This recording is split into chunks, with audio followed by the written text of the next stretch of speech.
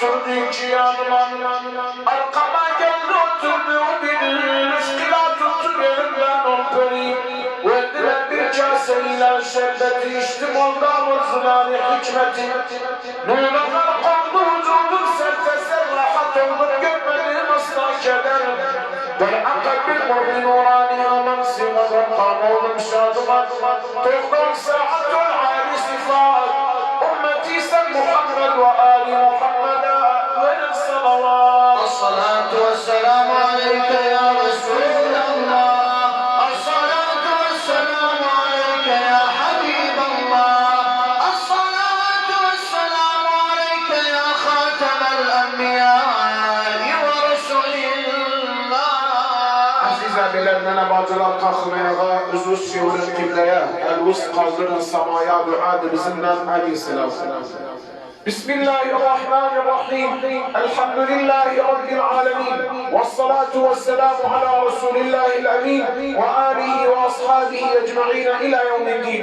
Cenab-ı Erham الراحمين Habibi Ekrem ve Nebi Muhterem hürmetine okunan Mevlid-i Şerifi, Kur'an-ı Hakimi, salavat-ı latifeyi cümlemizden kabul-u karin eyle ya Rabbi. 12 dünya rehberi, ahir zaman peygamberi sallallahu aleyhi ve sellem hazretinin arvah-ı şeriflerine ikram etti, ikram eyle ya Rabbi. Amin. Bütün enbiya-i izam, peygamberleri kiram aleyhimussalatu vesselam hazretinin arvah-ı şeriflerine ikram etti, ikram eyle ya Rabbi. Amin.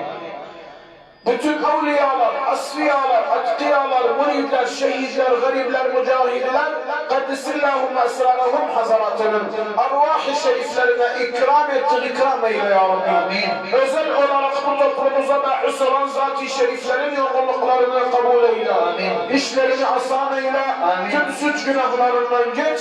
3 yıl önce Allah'ın rahmetine kavuşan abimiz Hacı Cevdet İbrahim Ağa Kal'alinin ruhuna okunan Mevlid-i Şerifi, Kur'an-ı Hakimi, salavat-ı latifeyi, hayr-i hayratı bizlerden ruhuna kabul-u ithaf-ı karin eyle ya Rabbi. Amin. Mevlid-i Şerifi okuyanların, yakın ve uzaktan dinleyenlerin mallarına bereket. Amin. Evlatlarına sağlık ve uzun ömür veriniz ya Rabbel alemin. Amin. Gurbette esir olan, içkin olan, sicin olan, derbeder olan, göçmen olan babalarını ana yurduna döndür ya Rabbel alemin. Amin. Başta gelen abilerimiz Ercan'ın ve Orhan'ın ve İbrahim'in ve Muhammed'in babasının yerini cennet eyle. Amin. Peygamber'e komşu eyle. Amin. Tüm suç günahını bağışla. Amin. Türbesini cennetin bahçelerinden bir bahçe yap ya Rabbel alemin. Amin.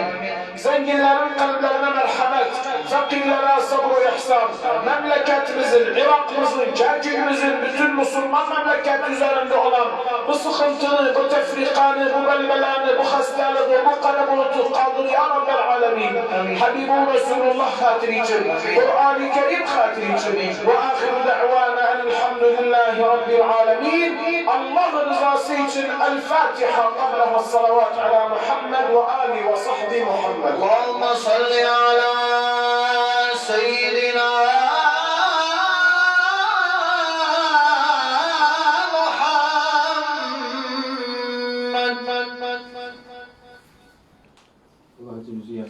İnna lillahi ve inna ileyhi raciun. Allah affetsin. Allah yerini cennet etsin. Kalanlarına sabırlık ve uzun ömür versin ya Rabbi.